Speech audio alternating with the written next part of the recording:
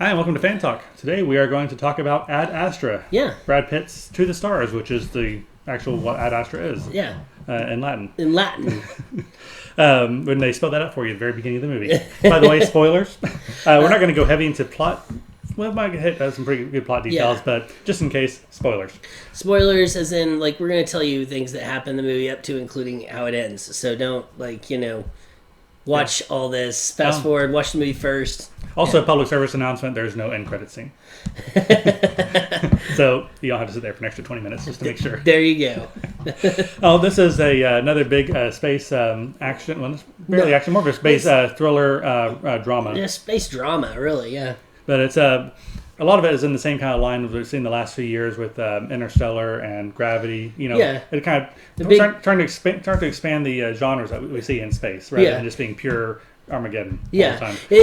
It's more of like actual life in space. And things I liked about like just the whole feel of the film was it really did almost feel like it was present day. It was like in the future, and you could see how there was things that stepped forward into the future. You could see how the technology progressed and it made sense. It wasn't a jump to Star Trek transporters. Yeah, but it felt like the same technology we have today, but just improved upon. Which it was kind of a nice feel. It's like, we could get out to the outer planets in reasonable amounts of time. There was a moon base. It felt realistic. It felt realistic. It had a good feel to it, yeah. Now, I'm going to cover a lot of the things I liked about it first. The visuals were excellent. I mean, this is definitely a big screen kind of event. Cinematography was great. The scenes were shot well. The story is well balanced. The whole development of this movie was good. The acting was superb. Yes. It was a great job by Brad Pitt and Tommy Lee Jones, actually. And this was definitely more of with a more recent trend towards science realism. Yeah. Now, I'm not saying it's all perfect. It's not. It's not. They definitely take some. It's not like going the gravity level of detail where they're like, okay, well, if you do this, you're going to fly this direction to physics. Or the Martian where, okay, well, can you really grow potatoes on Mars? It's not going that direction with it. But it is still much more believable and realistic than many other than Total Recall. Yeah. But those kind of science fiction movies where even if they try and do things fairly realistically, even if it's not 100% accurate, it's good enough for a movie purposes. Yeah, I mean, in the movie, you have to think about this film. Like, when I went in to watch it, I wasn't sure what I was getting myself into because the commercials and everything, we've talked about that with this film. Both the films, the big films, 2 of the 3 that came out this week, were kind of like that. They were real hazy on the plot details, so you weren't really sure what you're getting yourself into. But Ad Astra never really stepped up that notch, so you really weren't sure. And we talked about maybe the whys of that, but so I wasn't sure what I was going into. You're not going into even an Interstellar movie where it's like a lot of action. This is really more of a feel of 2001, where you're just kind of... the pacing is very slow. But having said that, I think it's even 2 hours. It doesn't feel like I'm not checking my watch, but it is very slow paced. Yeah, it's very slow paced. It still but they moves. get a lot into it, but each scene does have a chance to breathe for a minute. Yeah, and the movie does move. It has good pacing, but it is definitely a slower paced film. And I think a lot of that was shot that way on purpose because it's like you're in space. It's dark. You're alone. It's scary. And two things kind of add to that. One is the actual characters everyone's pretty low key as far as there's nobody running around cracking jokes or being loud. No, it's all business. They all took Valiums. Yeah. And then 2 is this the feel of it. They said they let the scenes kind of breathe for a second. Space, they kind of, it's a very subdued movie. Like, this is definitely in space. No one can hear you scream kind of movie. Yeah. Because like the high action scenes that take place outside of an atmosphere, you don't really have a whole lot of sound effects. There's no sound effects. There's no nothing, which is good. I mean, don't get me wrong, but it's interesting. Like on the moon, they don't even have like a background score soundtrack to really pump get you going. Yeah, there's no like energy. It's almost like you feel like you're there when they're driving their moon car. So they're just driving, and all of a sudden you see what's going on, but it's not like all these crazy or the sound Interstellar effects. is like the music just blasting in your ear as they're doing it. Yeah, so it's a unique film. So I'm just saying, if you are really expecting a high action sci-fi film, this is not the film for you. But it is a good sci-fi film. Yeah. Now, a couple other things. Now, one of the movie that kept coming back to me as far as like just how it felt, and tell me if you think I'm wrong or not, is Gattaca. Like, just kind of like a very... See, I really, like... That has no action in it. Yeah, that's different. But as far as, like, the tone or just the level of everyone's excitement... I don't know. I think, though, with Gattaca... I get what you're saying, though, because Gattaca wasn't, like, a high-action film. It was sci-fi. But in that... Everyone had to keep calm. At the very beginning of that one, you see, what this person is attempting to do. And you feel, like, the energy of what's going on. Mm-hmm. And so... in that aspect, I felt like it had a different pacing because there was that suspense. Yeah. You had that suspense built up, and so they didn't have to create that with the actors as much as the environment. The environment created that suspense. This, I didn't have that really suspenseful feel as much. It was more of a curiosity.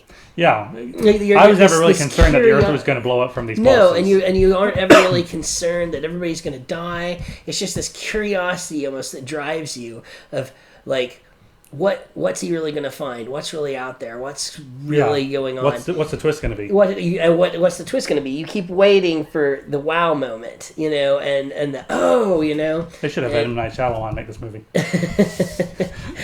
And that was honestly, as we went through the film. My big problem with the film, honestly, was that I really felt like there wasn't ever a big wow moment. And two last kind of thoughts on this is I walked away from the theater thinking, man, that was a really good movie.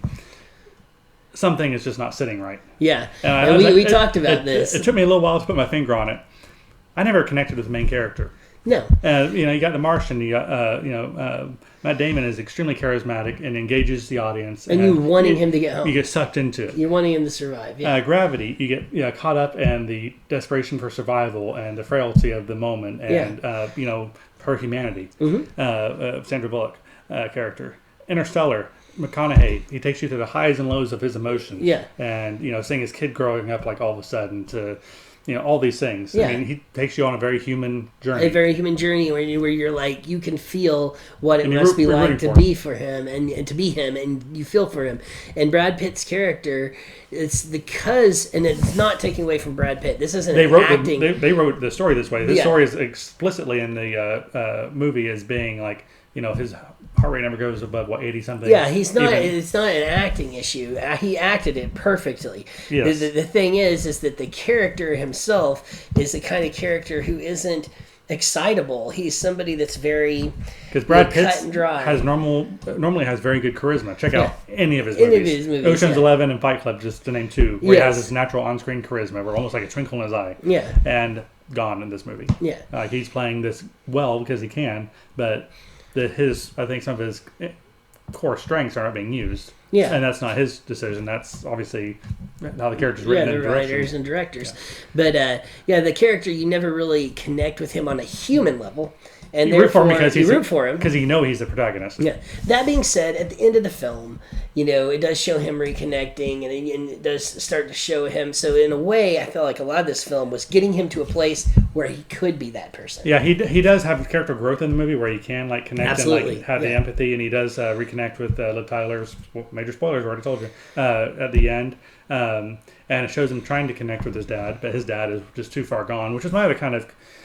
Not complaint, but just kind of like I needed more. Yeah, from Tommy Lee Jones. Needed more from Tommy Lee Jones. Once again, not an acting issue. Has he gone completely crazy? Does he just not care anymore? I mean, are the things that he's saying really how he felt, or has he just gone mad because he's been in space for so long? Yeah, and we know that he had involved in all the deaths of his crewmates. Was it? I kind of led to believe that gives us both ways of self-defense versus actively wiping them out. Yeah, but they just never really resolved that. They never show him actively going after his son, like when he's there, but he does then take his own life. I just don't know, is he cuckoo or not?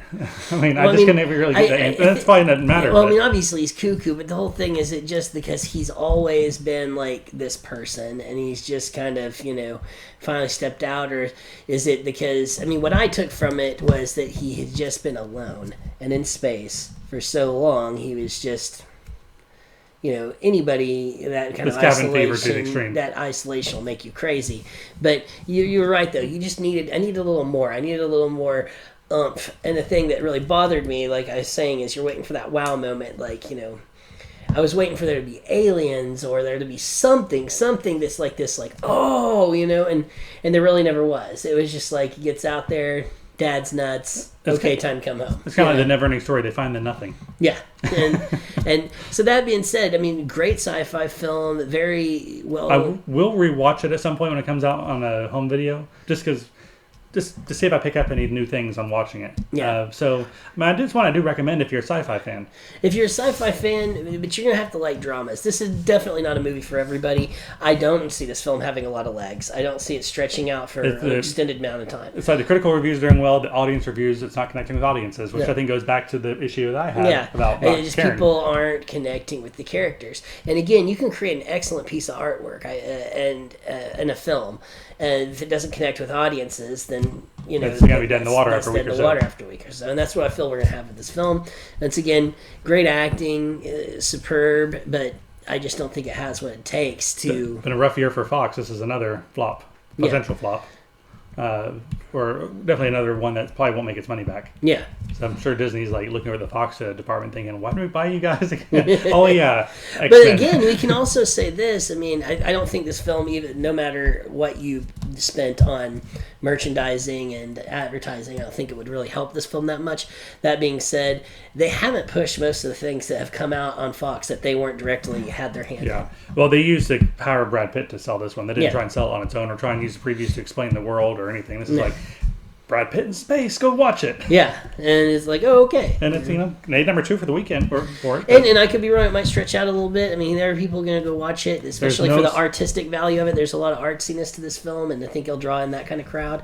And then I think a lot of people who are expecting, like, this heartfelt or kind of action-esque sci-fi film are going to be let down. Yeah, they're looking just like for pure Interstellar or The Martian, you'll be let down. Yeah. But also, it's the only sci-fi out for a little bit, so if people are just looking for sci-fi, this is the option. Yeah. Anyway, thank you guys for watching. Please remember to like and subscribe. See you next time. See you next time.